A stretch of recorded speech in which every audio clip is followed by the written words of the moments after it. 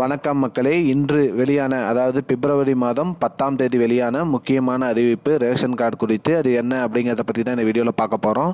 நம்ம சேனலுக்கு யாராவது புதுசாக வந்திருந்தீங்கன்னா மறக்காமல் நம்ம சேனலை சப்ஸ்கிரைப் பண்ணி பெல் ஐக்கானை கிளிக் பண்ணிக்கோங்க. இந்த வீடியோவுக்கு ஒரே ஒரு லைக்கை மட்டும் கொடுத்துருங்க. வாங்க வீடியோக்குள்ளே போகலாம்.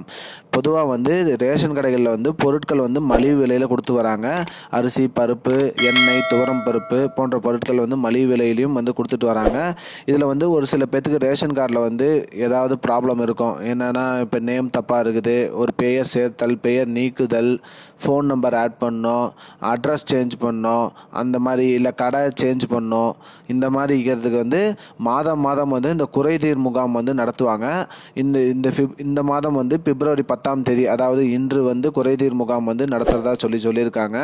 சென்னை மக்களுக்கு மட்டும் இந்த குறைதீர் முகாம் நடக்குது. இன்னைக்கு பிப்ரவரி 10ஆம் தேதி காலை 10 மணி முதல் மதியம் 1 மணி வரை இந்த குறைதீர் முகாம் நடக்கும். இது எங்கே நடக்கும் அப்படின்னு பார்த்தீங்கன்னா, 19 மண்டலங்கள், 19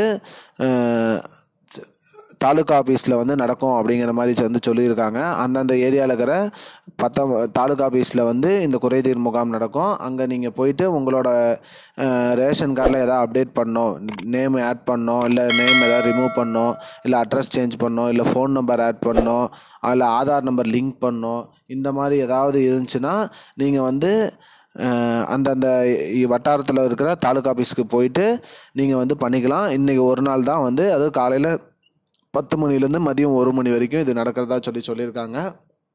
அதனால் மிஸ் பண்ணிடாதீங்க மக்களே. அனைவரும் சென்னையில் இருக்கிற மக்கள் மட்டும் போய் இது பண்ணிக்கோங்க. இதுதான் இப்போதைக்கு முக்கியமான பயனுள்ள தகவல். இது போன்ற பயனுள்ள தகவலை தெரிஞ்சுக்கொள்ள நம்முடைய சேனலை மறக்காமல் சப்ஸ்கிரைப் பண்ணிக்கோங்க. நன்றி மக்களே. இன்னொரு வீடியோவில் சந்திப்போம். I don't understand your jokes, man. Because it's not a joke. முன்ன பின்ன தெரியாத ஒரு பையனுக்காக subscribe விடுற அந்த மனசு இருக்க, அதான் கடவுள்.